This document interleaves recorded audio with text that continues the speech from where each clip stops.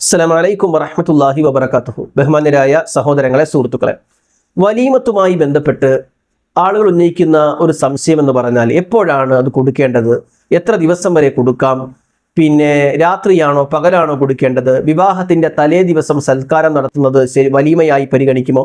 ഇവിടെ മനസ്സിലാക്കേണ്ടത്, വിവാഹത്തിന്റെ തലേ ദിവസം സൽക്കാരം നടത്തുന്നത് വലീമയായി പരിഗണിക്കില്ല. അത് കേവലം ഒരു സൽക്കാരം മാത്രമായിട്ടേ പരിഗണിക്കുകയുള്ളൂ. അതുകൊണ്ട് സാമ്പത്തികമുള്ളവർ ബന്ധുക്കളെയും അടുത്ത കുടുംബക്കാരെയും ഒക്കെ വിളിച്ച് സൽക്കാരം നടത്താറുണ്ട്. ഹറാമോ ബിദ്അത്ത് എന്നല്ല ഞാൻ പറയുന്നത്, മറിച്ച് നമ്മൾ വലീമ കൊടുക്കേണ്ടത് വിവാഹം കഴിഞ്ഞ ശേഷമാണ്.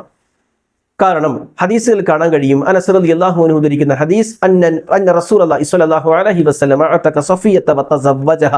സഫിയ ബീബിയെ റസൂലുള്ളാഹി സ്വല്ലല്ലാഹു അലൈഹി വസല്ലം മോചിപ്പിക്കുകയും എന്നിട്ട് വിവാഹം കഴിക്കുകയും ചെയ്തു. സഫിയ ബീബിയെ പ്രവാചകൻ മോചിപ്പിച്ചു, എന്നിട്ട് വിവാഹം കഴിച്ചു. അവരുടെ മോചനമാണ് സ്വതക്കയായി അഥവാ മഹറായി നൽകിയത്. വഅഉലമ അലൈഹാ ബിഹൈസ്. അങ്ങനെ ആ നിക്കാഹ് കഴിഞ്ഞപ്പോൾ പ്രവാചകൻ ഹൈസ്, ഒരു തരം മധുരമുള്ള ഒരു പലഹാരമാണ് അത് കൊടുത്ത് പ്രവാചകൻ വലീമ നടത്തിയെന്നാണ്. അപ്പൊ വിവാഹം കഴിഞ്ഞാണ് വലീമ നടത്തേണ്ടത്. ഔലിം ബിഷാത്ത്, ഒരാണ് ചേർത്തെങ്കിലും വലീമ നടത്തണം. കാണുന്നവരെയൊക്കെ നീ വലീമക്ക് ക്ഷണിക്കണം. സമ്പന്നരെ മാത്രമല്ല, അതിൽ പരിഗണിക്കേണ്ടത്, ഏറ്റവും കൂടുതൽ പരിഗണിക്കേണ്ടത് പാവപ്പെട്ട ആഹാരത്തിന് നിവൃത്തിയില്ലാത്ത സാധുക്കളെയാണ് എന്ന് പോലും നമുക്ക് ഹദീസുകളിൽ കാണാൻ കഴിയും. ഇനി എൻ്റെ സുഹൃത്തുക്കളെ, രാത്രിയാണോ പകലാണോ, എത്ര ദിവസം നടത്തണം, ഇതുമായി ബന്ധപ്പെട്ടൊക്കെ നമുക്ക് കാണാൻ കഴിയുന്ന ചർച്ചകൾ പരിശോധിച്ചാൽ ഇമാം നവവി റഹ്മത്തുള്ളാഹി അലൈഹി അദ്ദേഹം ഷറഹുൽ മുസ്ലിമിൽ ഇതിനെ വിശദീകരിച്ച് പറയുന്നത്, ഖാല അസ്ഹാബുന, പണ്ഡിതന്മാർ പറയുന്നുണ്ട്, യുസ്തഹബു അല്ല തസീദ് അല യൗമൈനി, 2 ദിവസത്തിലധികം വലീമ നീട്ടിക്കൊണ്ടു പോകാതിരിക്കലാണ് നല്ലത്. ചില ആളുകൾക്കൊക്കെ ഒരാഴ്ചയോളം വിവാഹ സൽക്കാരമാണ്. അതൊന്നും പ്രോത്സാഹിപ്പിക്കപ്പെടേണ്ട കാര്യമില്ല. 1-2 ദിവസം നടത്താം. ഫൽ യൗമുൽ അവ്വൽ മുസ്തഹബ്, ആദ്യ ദിവസമാണ് വിവാഹം കഴിഞ്ഞിട്ടുള്ള ആദ്യ ദിവസം, 1-ാം ദിവസം. അതെപ്പോഴാണോ സൗകര്യപ്പെടുന്നത് ആ 1-ാമത്തെ വലീമയാണ് ഏറ്റവും നല്ലത്. വസാനി ഹസൻ, രണ്ടാമത്തെ ദിവസവും നടത്തുന്നത് നല്ലതാണ്. വസാലിസു മക്റൂഹുൻ, എന്നാൽ 3-ാമത്തെ ദിവസത്തിലേക്ക് നീണ്ടുപോകുന്ന വലീമകൾ വെറുക്കപ്പെട്ടതാണ്. അതിലൊരു ഇളവ് കൊടുക്കുന്നത്, ഇദാ കാന ലി അഹ്ലിൽ യൗമിൽ അവ്വൽ അമ്മ ഇദാ ഹദറ ഫീ കുല്ലി യൗമിൻ ഗൈറു മൻ ഹദറ ഖബ്ലഹു, ആദ്യ ദിവസങ്ങളിൽ പങ്കെടുക്കാത്ത ആളുകൾക്ക് വേണ്ടി ആണ് 3-ാമത്തെ ദിവസം വെക്കുന്നതെങ്കിൽ അതുകൊണ്ട് കുഴപ്പമില്ല. ഫലൈസ ബിമക്റൂഹ്, അത് മക്റൂഹ് അല്ല, വെറുക്കപ്പെട്ടതല്ല.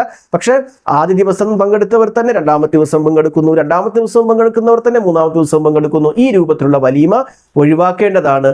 ഒറ്റ ദിവസമാണ് ഏറ്റവും നല്ലത്. ഇനി ആളുടെ എണ്ണം കൂടുതലാണെങ്കിൽ 2-ാമത്തെ ദിവസവും നമുക്ക് 2-ാമതൊരു ദിവസവും വലീമ നടത്താം.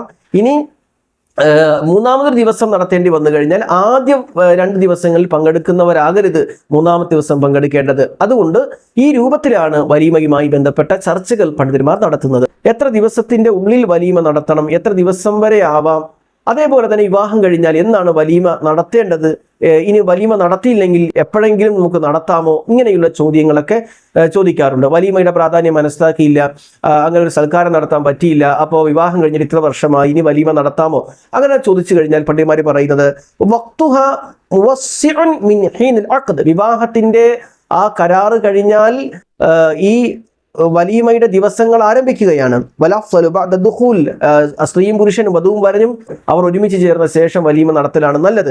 വല ഫൗത ലഹ മാദാമ നിക്കാഹു ബാഖിയൻ, നിക്കാഹ് നിലനിൽക്കുന്ന കാലമത്രയും വലീമ നടത്താവുന്നതാണ്. അപ്പോൾ വലീമയെക്കുറിച്ച് അറിയില്ല, അങ്ങനെ ഒരു റിസപ്ഷനോ, അതുകൊണ്ട് വലീമയെക്കുറിച്ച് അറിയില്ല, സൽക്കാരം കൊടുക്കാൻ പറ്റിയില്ല, വിവാഹം കഴിഞ്ഞിട്ട് 2 കൊല്ലമായി 1 കൊല്ലമായി, ഇനി വലീമ നടത്താം. ആ വിവാഹം നിലനിൽക്കുന്ന കാലം അത്രയും വലീമ നടത്താമെന്നാണ്. ഇതാണ് ഇതുമായി ബന്ധപ്പെട്ട് നമ്മൾ മനസ്സിലാക്കേണ്ടത്.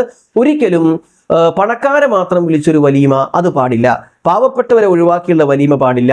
മദ്യം വിളമ്പുന്ന സദസ്സുകൾ, മയക്കുമരുന്ന് മദ്യം വിളമ്പുന്ന സദസ്സുകൾ, ആർഭാടവും ധൂർത്തും കാണിക്കുന്ന സദസ്സുകൾ, അസഭ്യങ്ങളുള്ള സദസ്സുകൾ, അശ്ലീലമുള്ള സദസ്സുകൾ വലീമയുടെ സദസ്സുകളാക്കി മാറ്റരുത്. പല വിവാഹ സദസ്സുകളിലും പോകുമ്പോൾ നമുക്ക് സങ്കടം തോന്നാറുണ്ട്. അങ്ങനെയുള്ള വിവാഹ സദസ്സുകൾ നമ്മൾ നടത്തരുത്. വലീമ ഒരു സുന്നത്താണ്. ആ സുന്നത്തിനിടക്ക് ഹറാമായ കാര്യങ്ങൾ നമ്മൾ കൂട്ടിച്ചേർക്കരുത്.